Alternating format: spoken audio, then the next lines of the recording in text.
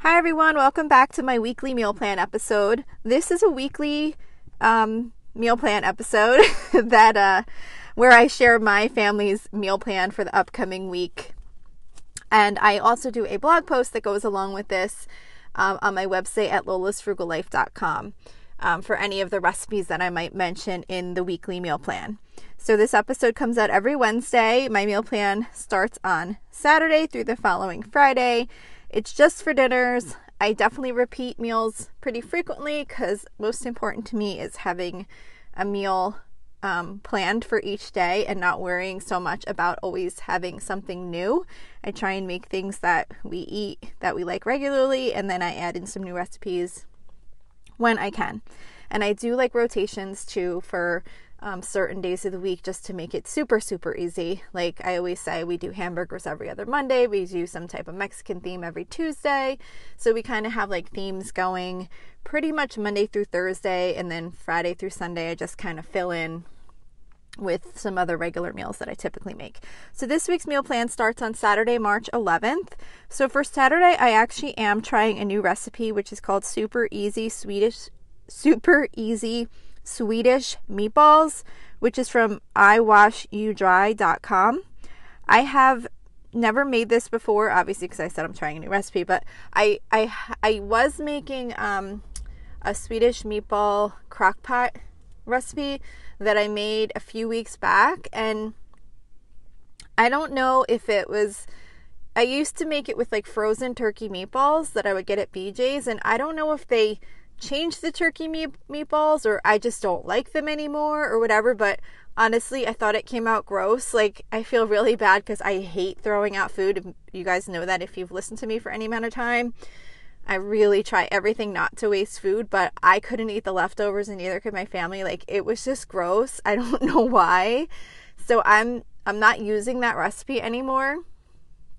That I had been using to do the frozen Swedish meat, the frozen turkey meatballs that you kind of made into a Swedish meatball recipe in the crock pot, because I really didn't like it at all. But I do like Swedish meatballs, so I'm going to give this new recipe a try.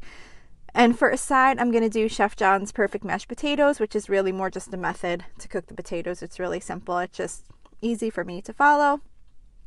And they come out really quick and easy that way for mashed potatoes. For Sunday, I am doing sausage and peppers for a dozen, which is from allrecipes.com. So this is just basically sausage and peppers and sauce in the crock pot, and it's so super easy, and you just let it cook all day. And then it's funny though. This recipe, I'm totally just looking at it, and I don't think I've ever even actually looked at this. I always just stick it in my meal plan, and when I see it, I put the sausage and peppers and sauce in my crock pot and let it cook all day. And now that I'm looking at this is actually supposed to be roasted in the oven. So if I've been sharing the link to this recipe and anyone went to follow it, they're probably like, what is she talking about with the crock pot? But what I do is I put this on my meal plan, that way I can get the ingredients that I need. But what I do is I just put the sausage and cut up peppers and a jar of pasta sauce in the crock pot in the morning, and it cooks all day, and it comes out really good. You can use it to make sausage sandwiches, which is actually what the recipe calls for. But I usually just use it as like a side with another pasta dish, which is what we're doing for this Sunday. We're going to be doing baked ziti Roman numeral 2, which is also from allrecipes.com, and this is just like your typical baked ziti with ziti pasta, ricotta cheese, mozzarella, egg, all that kind of stuff. So that will be for Sunday. For Monday, happens to be one of our every other Monday hamburger nights, so don't really have a recipe to share. I just use ground beef, make it into patties, and cook it up in a frying pan. I'm also going to do oven fresh seasoned potato wedges from allrecipes.com, and those you just kind of cut up into wedges. You put them in a Ziploc bag, toss it with some seasonings, and bake them in the oven. They come out really easy.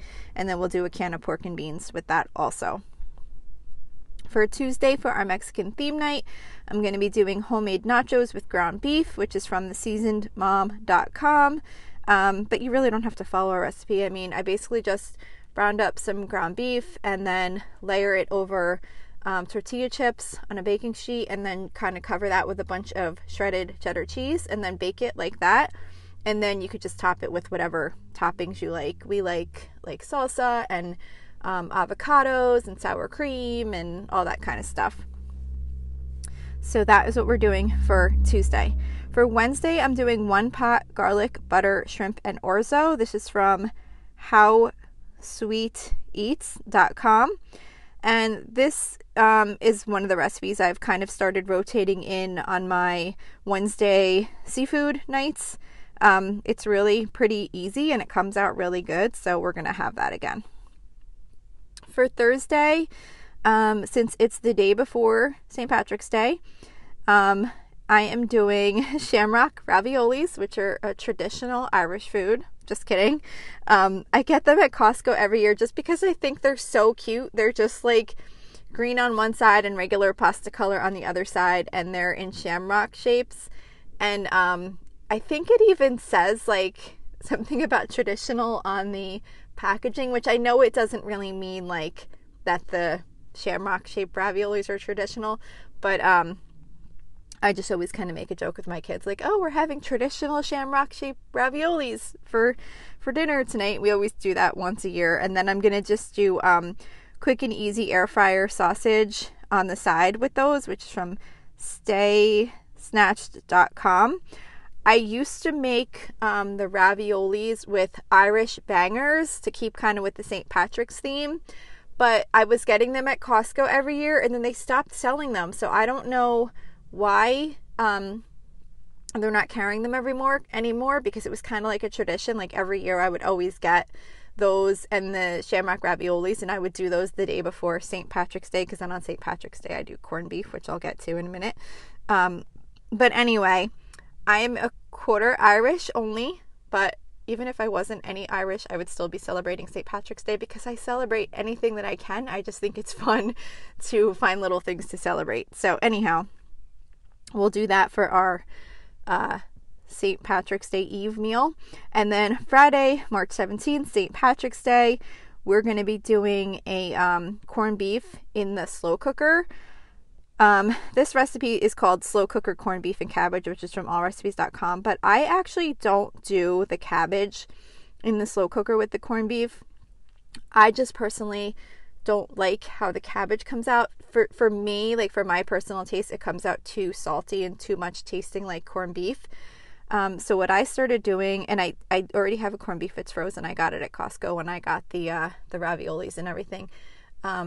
But what I do is I just cook the corned beef in the crock pot, and I don't put the seasoning packet in either, because I don't know, I don't like over seasoned stuff, and to me it just winds up coming out too seasoned. So I think the corned beef itself is flavorful enough on its own.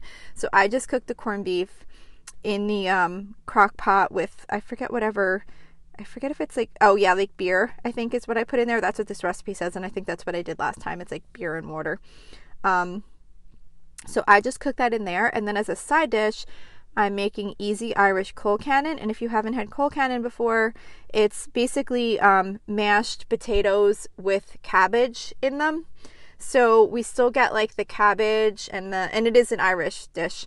Well, it's called easy Irish colcannon, but it's like, it's an Irish side dish. So when we're still getting the cabbage, it's just less salty, so it kind of goes nice with the corned beef.